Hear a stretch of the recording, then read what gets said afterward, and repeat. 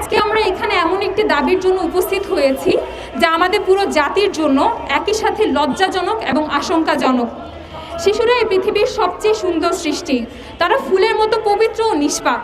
যেখানে একটা শিশুকে দেখে আমাদের আনন্দিত হওয়ার কথা, উৎফুল্লিত হওয়ার কথা, মমতা ভরে তাদেরকে আদর দেওয়ার কথা, সেখানে তারা হয়ে উঠেছে আমাদের সমাজে লালসার বস্তু।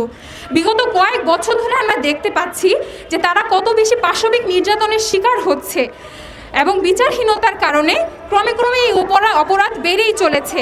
শিশু আসিয়া থেকে রামিসা কেউই যেন রেহাই পাচ্ছে না। ছোট্ট শিশু রামিসা, বয়স কতই ছিল তার? মাত্র 7 বছর।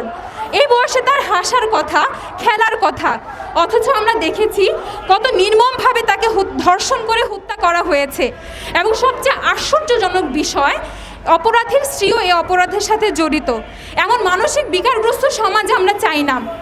রাষ্ট্র যদি এই নির্মম হত্যাকাণ্ডের বিচার করতে না পারে, তবে ক্রমে আমাদের সমাজ হয়ে উঠবে আরও বেশি ভয়াবহ।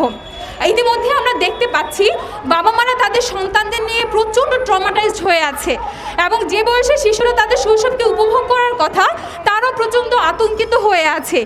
বাবা, তাদের আত্মীয়রা এবং প্রতিবেশীর কাছেও তারা নিরাপদ না। এরকম জাহিরাতের সমাজ তো আমরা চাই না। রাষ্ট্রকে অতি দ্রুতই এই হত্যাকাণ্ডের বিচার করতে হবে।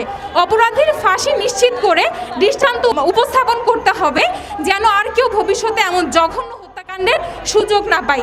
মহান আল্লাহ আমাদের উপর রহম করুন। আসসালামু আলাইকুম ওয়া রাহমাতুল্লাহি ওয়া বারাকাতুহু।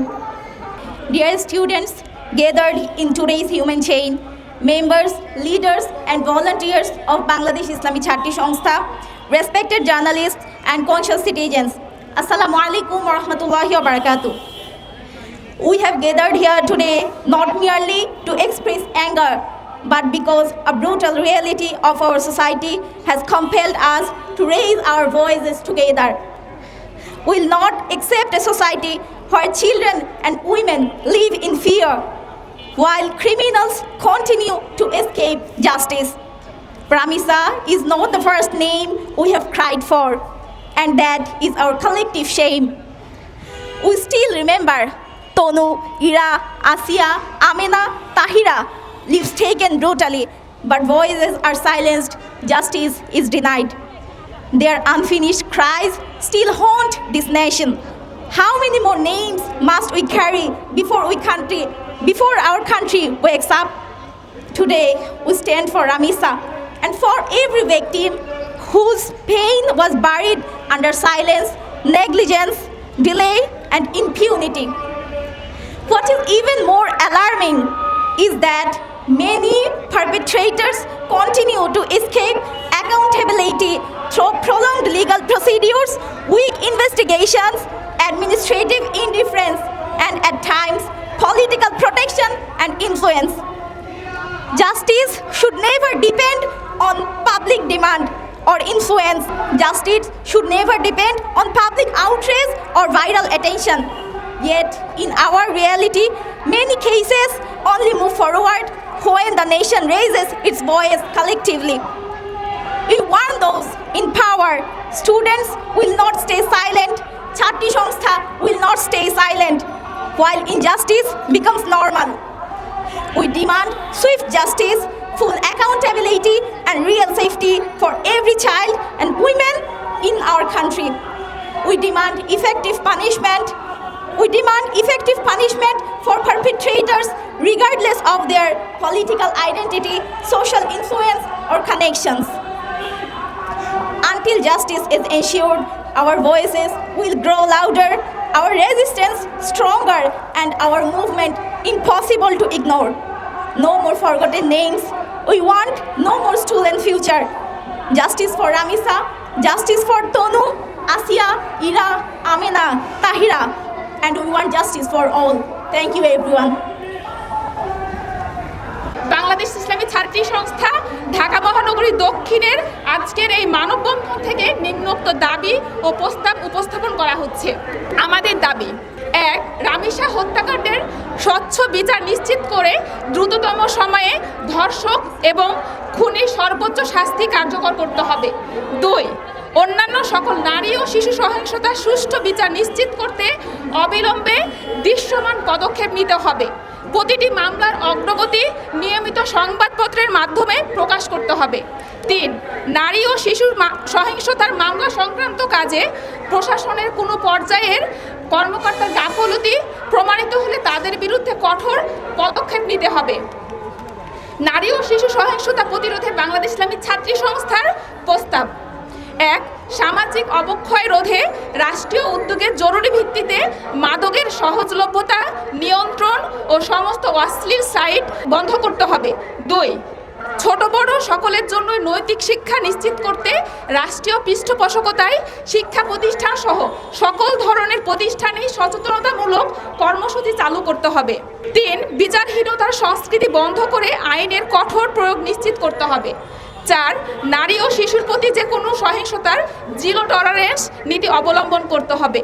আজকের এই মানববন্ধন থেকে আমাদের এই দাবি এবং প্রস্তাব আমরা পেশ করছি। আসুন আমরা একত্রে নারী এবং শিশু সহিংসতার বিরুদ্ধে আমরা প্রতিবাদ করি। আমরা আশা করি বাংলাদেশ সরকারের স্বরাষ্ট্রমন্ত্রী সহ বাংলাদেশের প্রশাসন এই দাবি এবং প্রস্তাবগুলো তাদের বিবেচনায় নেবে এবং জরুরি ভিত্তিতে দ্রুততর সময়ের মধ্যে এগুলো বাস্তবায়ন করবে। শিশু রামিসার ধর্ষণ এবং হত্যাকাণ্ড আজ পুরো জাতিকে স্তম্ভিত করেছে। এর আগেও কুমিল্লার তনু, মাগুরার আসিয়া, পাবনার জামিলা, নরসিংদীর আমেনা, ঢাকার তাহিয়া, সীতাকুণ্ডের ইরাসহ হাজারো নারী শিশুর সহিংস ঘটনার সাথে আমাদের সাক্ষী হতে হয়েছে।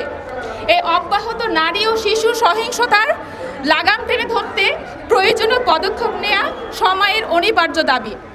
আজ আসিয়া, রামিসা, কাল আমার, আপনার বোন বা সন্তান এর যে শিকার হবে না তার কোনো নিশ্চয়তা নেই।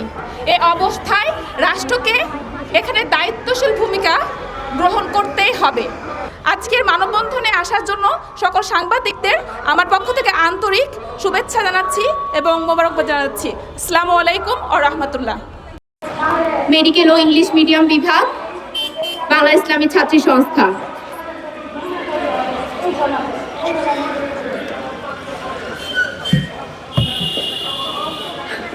Bismillahir Rahmanir Rahim. Dear students gathered in today's human chain, members, leaders and volunteers of Bangladesh Islami Chhatri সংস্থা, respected journalists and conscious citizens, Assalamu alaikum wa rahmatullahi wa barakatuh. We have gathered here today not merely to express anger, but because a brutal reality of our society has compelled us to raise our voices together. We will not accept a society where children and women live in fear, while criminals continue to escape justice. Ramisa is not the first name we have cried for, and that is our collective shame. We still remember Tonu, Ira, Asia, Amina, Tahira lives taken brutally, but voices are silenced, justice is denied. Their unfinished cries still haunt this nation. How many more names must we carry before our country wakes up?